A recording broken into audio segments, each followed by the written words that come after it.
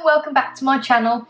You're probably finding you're in that stage that you've been in school for a few weeks, a few days, maybe longer or maybe shorter than that. But I'm guessing you've already had the thought come across your mind, how am I going to survive this first school placement?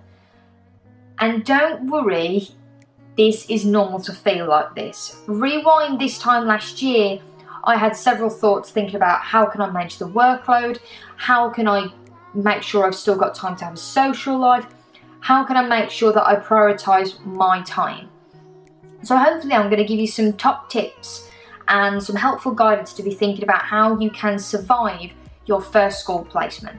So the big number one thing is thinking about organisation.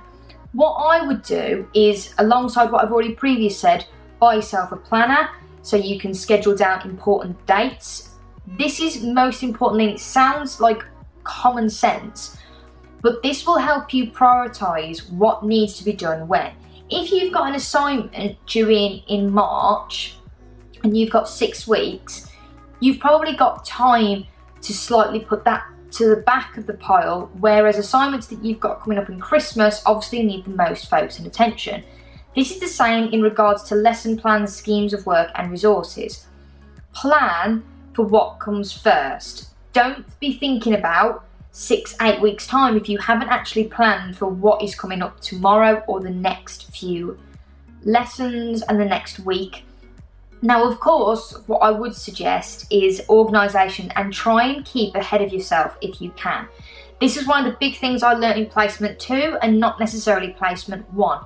What I was finding in placement 1 is that I felt like I was constantly having to play catch up. I was creating lesson plans and sometimes they would massively need to be edited, or they didn't work in the context of the lesson, or my mentor was giving me tips and guidance about necessarily the order and frame of my schemes of work or lessons. Now, of course, this is completely normal, and this was the advice and guidance I did need at that time, or else I wouldn't be where I am today and I wouldn't be able to be organisation and planning schemes to a better structure. But the best way you can get around, even if that does happen and you are finding that you are having to edit lesson plans, you're having to go back and revisit stuff, is try and plan ahead. What I did in half term, we are in right now, is I always spend my half terms planning as much as I can for the next half term of learning. This, what I found in my PGCE year and now my NQT year, is that you will have other responsibilities outside of planning that will take so much of your time you will not realise. So if you can keep ahead, even if it's just rough plans, printing off resources, making sure the lesson plans are together, even if it is the case that you do have to edit things and you have to swap things around, at least you've got a rough skeleton of resources and plans together that you won't have to spend too much time, hopefully, editing too much, if that makes sense. So that's one thing I'd say. Try and keep on top of things by planning ahead. Secondly, always try and schedule some time in for you in your week. Now, my philosophy, what I'm trying to do this year and I achieved in the last few months of my PGCE last year, is giving myself some designated time off every single week where I did not look at work and I did what I wanted to do. So far, that is a Saturday. Some Saturdays, of course, like I might spend half the day working, half the day not. But at the minute, I try and keep that healthy work and social lifestyle by making sure that I get things done in the week and my Sundays. So my Saturdays I can go see family, I can see friends, I can sit down and actually watch a film and spend time doing what I want to do. Now again, the way of getting around this completely depends on you.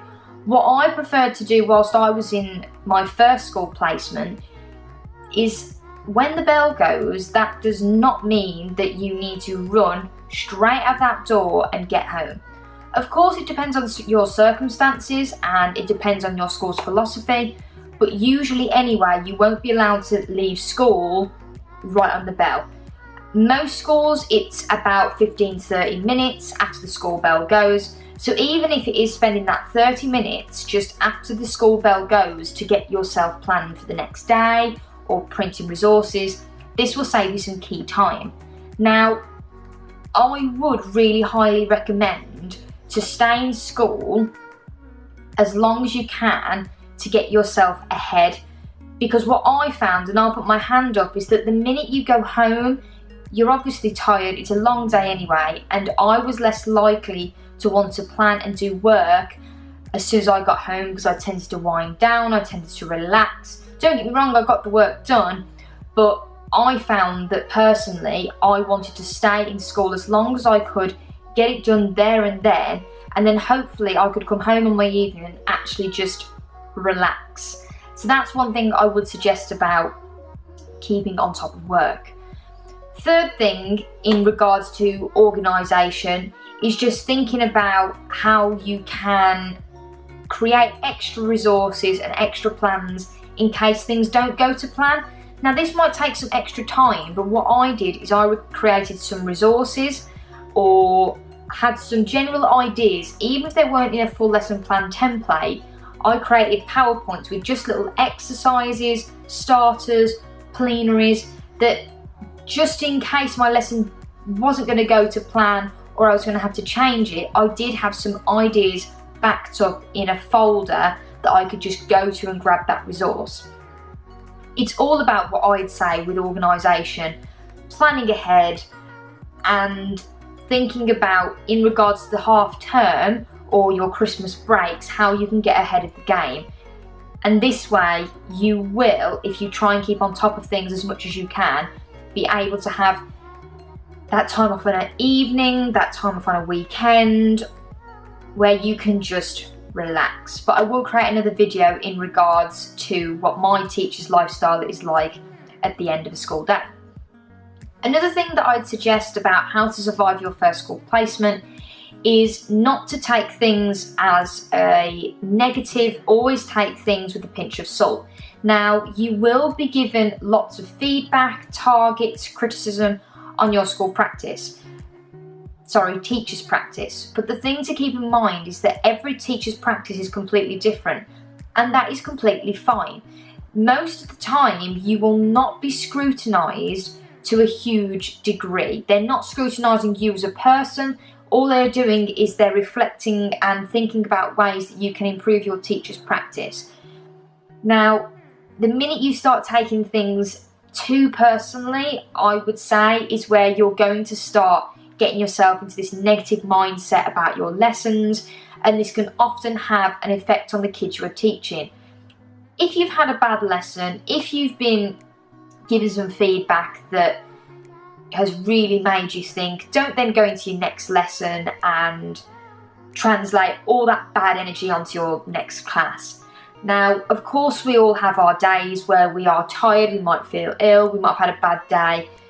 And as a drama teacher, I'm able to do this really well because of my acting training.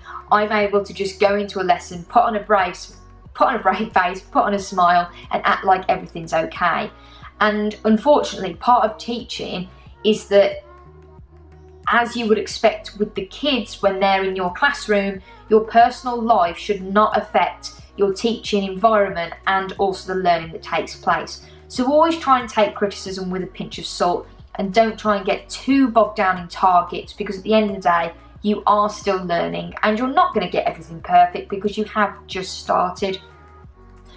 Another tip that I'd give you to think about how you can survive your first school placement is when you get home, small things like, it sounds daft, but packing your bag the night before, preparing your lunch the night before, silly things like that, even when you come home, that it would just save you that 5-10 minutes. Also thinking about when you come back home is make sure that you get enough sleep.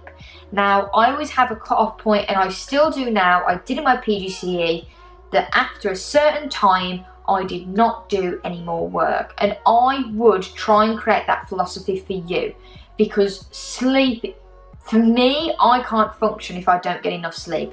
Some people can, some people can't. But regardless, you need to have that point where you do switch off. You're able to switch off, have a good night's sleep, because this will inevitably start affecting your health and will start creating complications when you are in school.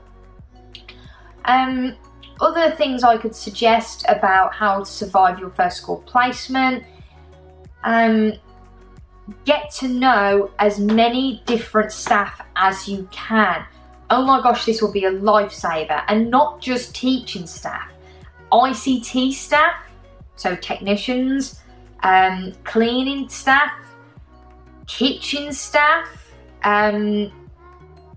your caretaker at the school, because there might be circumstances that you could really go and, well, you will need these members of staff at some point. It might be the instance that you have to say half an hour late and you need to speak to the janitor who the caretaker is going to lock up. It might be that you need to speak to the canteen about something that's happening after school and you need refreshments. It might be that you have a malfunction on your laptop and you need to speak to ICT about it. So getting to know these names of people straight away is going to help you with just small things in your day-to-day. And last little bit of advice is, it is your first school placement.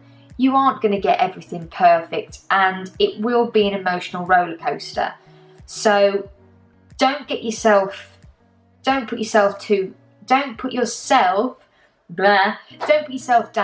too much, because you're learning. This is all new to you. Even if you've been, some people, well, everyone's coming in with different experience. I came in fresh out of uni and didn't have any school experience apart from observations that I took before I started the PGCE. Some people would have been TAs for several years. Some people might have worked as unqualified teachers. Who knows? But it doesn't define you. Don't think that because you're going, maybe there's people on your course that have had more time in education and have that school experience, means that you don't know what you're talking about, because you will get to know what you're talking about. Because hand on heart, you are going to learn by experiencing things, and everyone is going to be on the exact same playing field, because this will be the first time anyone and all of you will be receiving the same experiences through doing a PGCE. So hopefully this video acts as giving you a few top tips on how to survive your first school placement. I will be creating other videos later on in the year in regards to your school placements, your second one, or thinking about how to progress in the teacher's standards. And I'm going to try and do this in how your school year and your PGCE is going to unfold. So hopefully this acts as another helpful video tips in regards to your PGCE. Please like, comment, share, subscribe, so I know these videos are helpful. And if there's anything else, any recommendations or anything you'd like me to record or speak about, please feel free to comment below. But thanks again, and hope everything is going well for you during your PGCE, and I'll see you again. Goodbye.